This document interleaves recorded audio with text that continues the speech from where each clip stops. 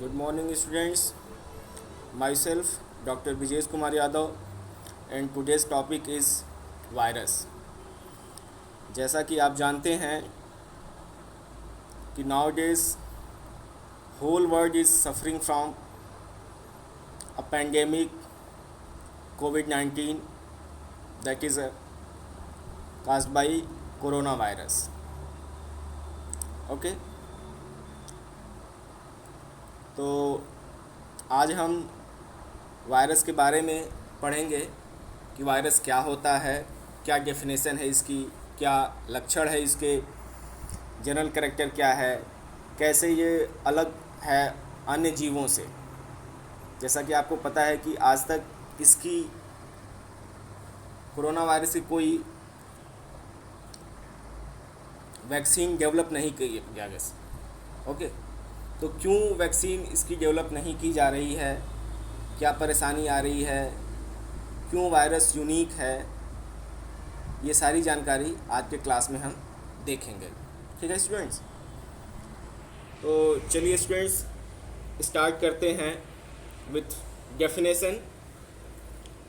By definition, virus is an infective agent that typically consists of a nucleic acid molecule in a protein coat that is too small to be seen by light microscopy and is able to multiply only within a living cells of a host. It means virus एक ऐसा infective agent है जो कि generally nucleic acid और protein का बना होता है, और इसका जो न्यूक्लिक एसिड होता है प्रोटीन के कोट में अंदर रहता है। मतलब जो प्रोटीन को होता है वो इसको कवरिंग प्रोवाइड करता है और उसी के अंदर न्यूक्लिक एसिड होता है। और ये इतने छोटे होते हैं, they are too small that we can not see them by naked eye. हम लोग इनको आँखों से नहीं देख सकते, इवन लाइट माइक्रोस्कोप से भी नहीं देख सकते। इसके लिए हाई मैग्नीफाइड इलेक्ट्रॉन माइक्रोस्कोप की ज़रूरत होती है जिससे ये देखे जा सकते हैं। And they are able to multiply only with in a living cells, और ये सिर्फ लिविंग सेल्स के अंदर ही मल्टीप्लाई करेंगे, अन्यथा they won't amplify out of host. यही इनका यूनिक फीचर है कि क्यों ये out of body, out of host, out of cells divide नहीं करते हैं, मल्टीप्लाई नहीं करते हैं। ठीक है, ये सारी बातें हम देखेंगे students. Now something about the introduction of viruses, क्या वायरस होते हैं। Viruses do not have cells that divide. जैसा कि आपने पढ़ा होगा, whether that is animal cell or plant cell, whether that is prokaryotic cell or eukaryotic cell, it will divide and grow. Okay, but unlike to them, viruses do not have cell that divide. बल्कि यूँ कहिए कि ये तो cell हैं ही नहीं, they are acellular. Viruses are acellular, and you have studied that cells have capacity to divide. So जब ये सेल्स हैं ही नहीं तो ये डिवाइड ही नहीं करेंगे। New viruses are assembled in the infected host cell. जो नए वायरस होते हैं वो इन्फेक्टेड होस्ट सेल के अंदर असेंबल होते हैं। वो कैसे मल्टीप्लिकेशन होता है नेक्स्ट लेक्चर में हम डिटेल में पढ़ेंगे जब इनका रिप्रोडक्शन पढ़ेंगे। Okay, but unlike still simpler infectious agents, viruses contain gene. ये जीन्स contain करते हैं और which gives them the ability to mutate and evolve. और इन्हीं जीन्स की वजह से इनमें म्यूटेशन होता है और नए वायरस का इवोल्यूशन होता है। ठीक है, तो because of this genes they are evolving and mutating.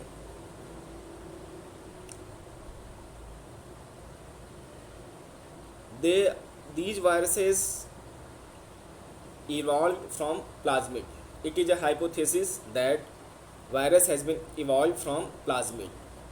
और प्लाज्मिड के बारे में स्टूडेंट्स आपने पढ़ा होगा कि these are the extra chromosomal DNA which is found in bacteria, bacterium cells of prokaryote. Okay, that is a piece of DNA that can move between cells. और plasmid का ज़्यादा उपयोग बायोटेक्नोलॉजी में होता है, उसके बारे में हम बाद में डिस्कस करेंगे. But here just you focus on the evolution of viruses. So these viruses evolve from plasmid which is a piece of DNA that can move between cells, and these plasmids are found in the bacteria. Okay, while others may have evolved from bacteria. जबकि एक और hypothesis दी गई है कि कुछ viruses ऐसे भी हैं जो बैक्टीरिया से इवॉल्व हुए हैं. So in other sentence, viruses evolve from plasmids as well as from bacteria. अब इनके स्पीसीज़ के बारे में जिक्र करें तो over 5000 species of viruses have been discovered or reported so far. Okay, now introduction. Continue. A virus consists of 2 or 3 parts, basically that is 2 parts. Genes made from either DNA or RNA, that is long molecules that carry genetic information. इनके जो 2 parts होते हैं, पहले तो इनके genetic material होते हैं, और जेनेटिक मटेरियल जो होते हैं या तो DNA होंगे या RNA होंगे. और दूसरा जो पार्ट होता है that is protein, which form protein code that protects the genes, and in some viruses it forms an envelope of fat, that is glycoprotein और lipoprotein. Viruses vary in shape from the simple helical and icosahedral to more complex structure. When we talk about the shape of the viruses, तो इनका जो structure है वो simpler helical हो सकता है या आइकोसाहेड्रल हो सकता है, या तो और भी जटिल स्ट्रक्चर के हो सकते हैं. ये इनका जो शेप होता है वो वेरी करता है. ठीक है. Now we talk about size. तो इनका साइज़ जो होता है वो भी वेरी करता है from 20 to 300 nanometre. It would take 30,000 to 750,000 of them side by side to stretch to 1 centimetre long. Means इतने बड़े ये हो सकते हैं, लेकिन मोस्टली जो होते हैं वो 20 to 300 नैनोमीटर्स तक ही होते हैं. That's why they are very minute, so that we cannot see them by naked eye, and we need microscope to be seen. Okay, now अब इनका स्प्रेडिंग कैसे होता है, ये एक जगह से दूसरे जगह, एक होस्ट से दूसरे होस्ट में कैसे ट्रांसमिट करते हैं उसके बारे में पढ़ते हैं. तो viruses spread in many ways, just as many viruses are very specific as to which host species or tissue they attack. कुछ ऐसे वायरसेस होते हैं जो होस्ट स्पेसिफिक होते हैं, टिश्यू स्पेसिफिक होते हैं. मीन्स ये उन्हीं को इन्फेक्ट करते हैं, otherwise in the absence of that species और host they won't infect. Okay, plant viruses are often spread from one plant to next by insects and other organisms known as vectors. जो plant viruses होते हैं, means those viruses which infect plants, they spread from one host to next host by insects, and those insects are known as vectors. तो ये जो vectors होते हैं ये वाहक होते हैं जो वायरस को एक प्लांट से दूसरे प्लांट में फैलाते हैं, स्प्रेड करते हैं. ठीक है. तो जो प्लांट वायरसेस होते हैं उनके जो वेक्टर्स होते हैं मोस्टली इंसेक्ट्स ही हैं. Some viruses of animals including humans are spread by exposure to infected bodily fluid. कुछ ऐसे भी एनिमल वायरसेस होते हैं जो ह्यूमन फ्लूइड के थ्रू स्प्रेड करते हैं, जैसा कि आपने सुना है कोरोना वायरस के केस में कि यह एयर से भी स्प्रेड करता है, या किसी प्लेस पे किसी ने टच किया है, इन्फेक्टेड पर्सन ने टच किया है तो उससे भी स्प्रेड करता है। ठीक है। Viruses such as influenza are spread through the air by droplets of moisture when people cough और स्नीज। इसीलिए आपको पता होगा अब कि कोरोना वायरस के लिए मास्क कितना ज़रूरी है। मास्क इसीलिए WHO ने एक गाइडलाइन बनाई जिसमें कि मास्क कंपलसरी हो गया है। ठीक है। Viruses such as nano virus are transmitted by faecal oral routes which involves the contamination of hands, food and waters. ऐसे भी वायरस हैं सच एज नैनो वायरस जो कि कंटामिनेटेड फूड, हैंड और वाटर से भी स्प्रेड करते हैं। ठीक है। अब थोड़ा जिक्र करते हैं इनके डिस्कवरी के बारे में कि कैसे इसकी डिस्कवरी हुई, किसने ढूंढा। तो in 1884 the French microbiologist Charles Chamberland invented a filter. इन्होंने एक फ़िल्टर डेवलप किया, इन्वेंट किया, जिसको कि चैम्बरलैंड फ़िल्टर और चैम्बरलैंड पॉस्चर फ़िल्टर कहा जाता है, which has pores smaller than bacteria, जिसमें कि बैक्टीरिया से भी छोटे छोटे पोर्स थे, छिद्र थे। दस he could pass a solution containing bacteria through the filter and completely remove them from the solution. Okay, so this was the initial steps in the discovery of virus. ये एक शुरुआत थी वायरस के discovery के लिए। Next, in the early 1890s the Russian biologist Dmitry Ivanovsky used this filter to study that become known as tobacco mosaic virus. Okay, इसी filter की सहायता से रशियन बायोलॉजिस्ट ने टोबैको मोज़ेक वायरस की study की। His experiments showed that extract from the crushed leaf of infected tobacco plants remains infectious after filtration. उन्होंने अपने experiment में देखा कि एक टोबैको प्लांट है जो कि इन्फेक्टेड है और इसके सैप को इन्होंने फ़िल्टर आउट किया इस चैम्बरलैंड पॉस्चर फ़िल्टर से और उसको किसी दूसरे हेल्दी प्लांट पे इनोकुलेट किया, हेल्दी प्लांट पे डाला। तो उन्होंने ये देखा कि बैक्टीरिया तो फ़िल्टर आउट हो गए थे, लेकिन सैप में ऐसा कुछ था जो कि दूसरे हेल्दी प्लांट में ट्रांसमिट हुआ और उसमें भी डिजीज़ काज किया।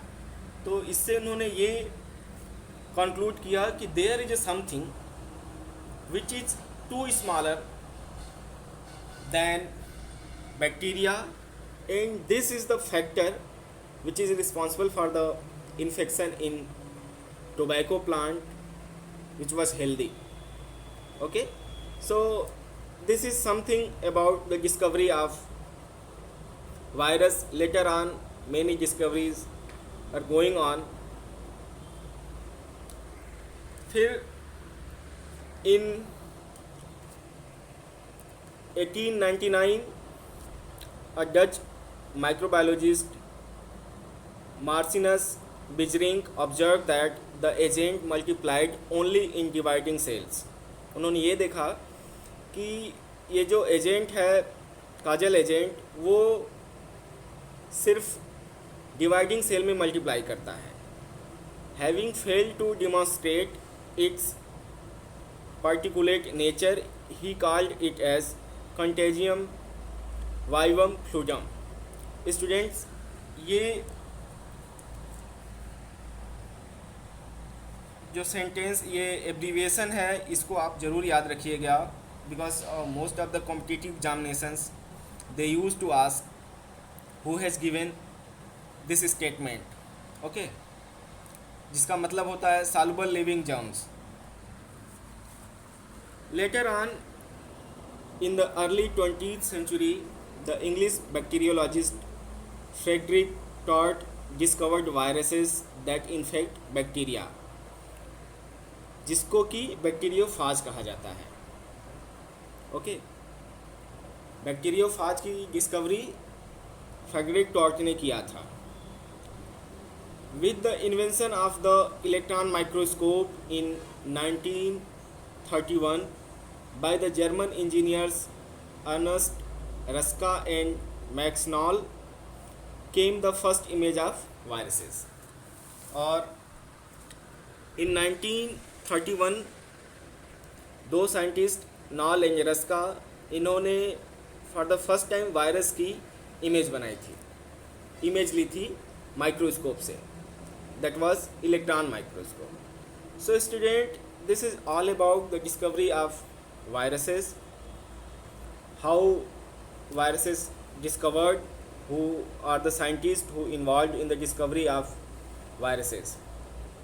Now some general characteristic features of virus. Virus के जनरल फीचर्स क्या होते हैं, okay. So viruses are obligate intracellular parasite of bacteria, protozoa, fungi, algae, plants and animals. जो वायरस हैं ये obligate intracellular parasite हैं all the living organisms, चाहे वो बैक्टीरिया हो, चाहे प्रोटोजोआ हो, चाहे फंजाई हो, चाहे एल्गी हो, चाहे प्लांट हो, any organisms. They can infect all sorts of living organisms. They are ultra microscopic in size, okay.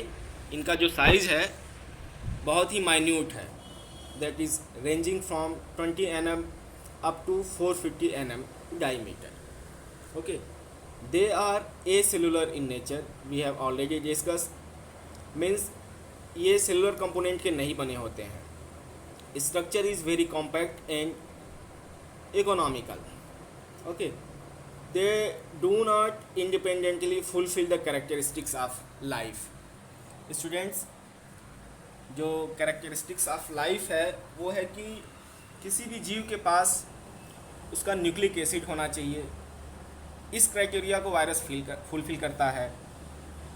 इसके अलावा उस जीव को इंडिपेंडेंटली मल्टीप्लाई करना चाहिए, उसमें प्रोटोप्लाज्म होना चाहिए, जो कि वायरस फुलफिल नहीं करता है. तो virus do not independently fulfil the characteristics of life. Virus inactivate macromolecules outside the host cell and active only inside the host cell. मतलब जो वायरस होता है वो होस्ट सेल के बाहर इनएक्टिव फॉर्म में होता है और होस्ट सेल के अंदर जो होता है तो ये एक्टिव फॉर्म होता है. इसीलिए इसको ऑब्लिगेट इंट्रासेलुलर पैरासाइट कहा जाता है. इसीलिए इसको ऑब्लिगेट इंट्रासेलुलर पैरासाइट कहा जाता है. The basic structure of virus consist of protein cell that is capsid surrounding nucleic acid core. Means इसके स्ट्रक्चर में सेंटर में न्यूक्लिक एसिड कोर होगा और उसके किनारे चारों तरफ प्रोटीन होगा जिसको कि कैप्सिड कहते हैं. और इसका न्यूक्लिक एसिड या तो डीएनए होगा या तो फिर आरएनए होगा, बट नेवर बोथ. यह भी एक यूनिक फीचर है वायरस का जो कि इसको अदर ऑर्गेनिज्म से अलग करता है. ऐसा कोई जीव नहीं है जिसमें कि सिर्फ आरएनए हो या फिर सिर्फ डीएनए हो. Means all the organisms have DNA and RNA both at same time.